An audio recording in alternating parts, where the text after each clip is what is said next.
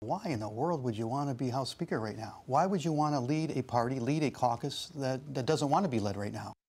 That right there, the National Journal's Ron Fournier on Face the Nation asking a question we've heard a lot lately. House Republicans are begging Paul Ryan to run for that position. Still, the answer is no, and perhaps no means no. We're joined right now by Florida Congressman David Jolly.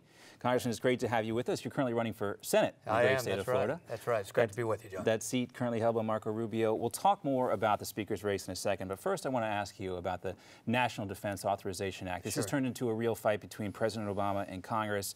House Republicans would say that President Obama isn't getting his way, so he's threatening to veto this with the domestic spending. If he does veto this, is he leaving our military out to dry? Well, look, I think he is choosing to lay down part of his responsibility as Commander-in-Chief, the Article II authority as President of the United States, to suggest that if he doesn't get everything he wants, he's going to jeopardize how we fund our military. What America's been begging for years is a Congress that puts legislation on the President's desk, asks the President to own his legacy. If he vetoes it, then let's get back to work in Congress and confront that veto. We were talking about Paul Ryan.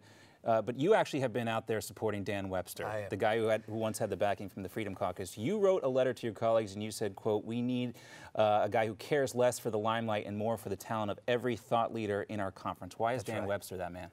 Dan Webster has done it before as Speaker of the House in the state of Florida. Dan Webster and I have spoken about how we can achieve conservative victories while forever taking off the table the threat of a government shutdown and the leverage the President has when we get to September 30th. We have failed to legislate in Congress. We will accomplish far more for conservative policy goals if we get back to legislating. Dan Webster's the guy to do that. The Freedom Caucus has also been backing Dan Webster, but this weekend we heard from Jim Jordan, who's leading that Freedom Caucus, say that he'd be okay with Paul Ryan as House Speaker. Let's take a listen to what he had to say. If he gets in the race, I think our group would look favorably on him. But we're much more concerned about reforming the institution. This is not just about who the next speaker is, it's about what's going to change. So is Jim Jordan kind of hedging his bets there? Are we looking at the actuality of a Paul Ryan speakership? So Paul has some very difficult decisions to make. Paul Ryan is an incredible leader in our party. He's an intellectual giant. He can carry the message on behalf of Republicans.